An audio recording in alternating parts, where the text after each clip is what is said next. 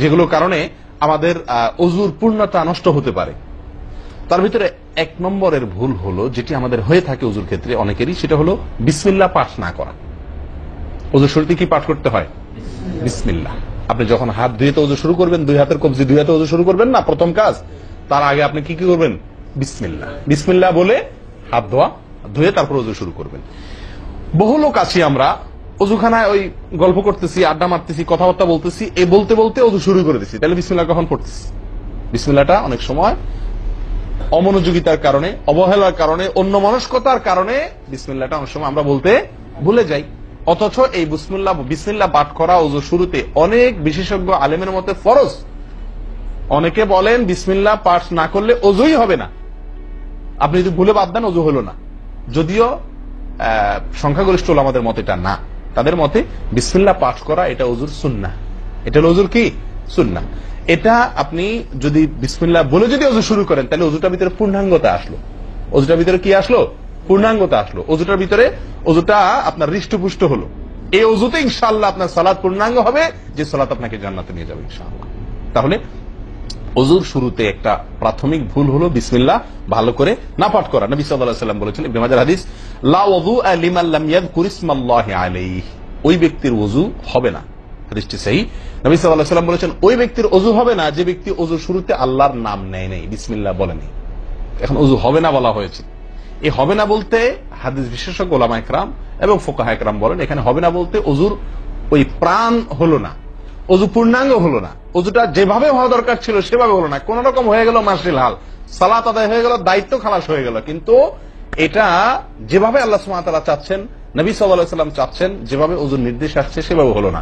যদি আমি বিসমিল্লাহ পাঠ না করি, তাহলে বোঝা গেল অজু করার সময় আপনি কারোর সাথে কথা বলছেন, খোশ গল্প করছেন, মোবাইলে আলাপ করছেন, অন্য কোনো ব্যস্ততায় আছেন, অন্য কোনো ধ্যানে আছেন, ওই অবস্থায় হাত ধুয়ে অজু শুরু করে দিলেন, বিসমিল্লাহ পাঠ করলেন না। এটা হলো একটা ত্রুটি।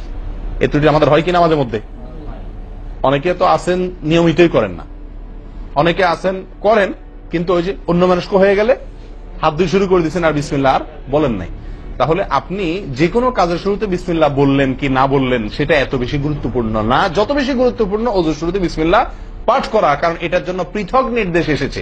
এমনি তো একটা কমন নির্দেশ আছে, নবী সাল্লাল্লাহু আলাইহি ওয়াসাল্লাম বলেছেন, কুল্লু আমরিন জিবারিন লাম ইউবদা বিবিসমিল্লাহ ফাহুয়া আবতার ওয়া ফি রিওয়ায়াতিন ফাহুয়া আকতা।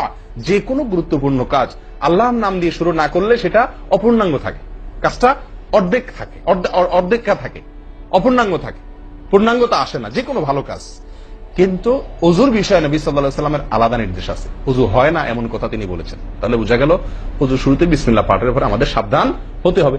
এখন একটা সমস্যা হলো, আমরা আজকাল বেশিরভাগ লোক অজু করি হলো টয়লেটের মধ্যে, আর টয়লেটের মধ্যে আল্লাহর নাম নেওয়া নিষেধ, ঠিক না? ঠিক, টয়লেটের মধ্যে আল্লাহর নাম নেওয়া নিষেধ, জায়েজ নাই।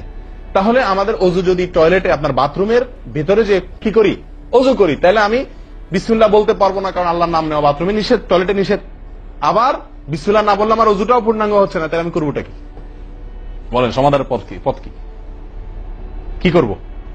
কি নিষেধাজ্ঞা অমান্য করে বিসমিল্লাহ বলবো, নাকি আপনার বিসমিল্লাহ ছেড়ে দেব? তাতে তো অজু আবার পূর্ণাঙ্গ হবে না, দুইটাই সমস্যা না?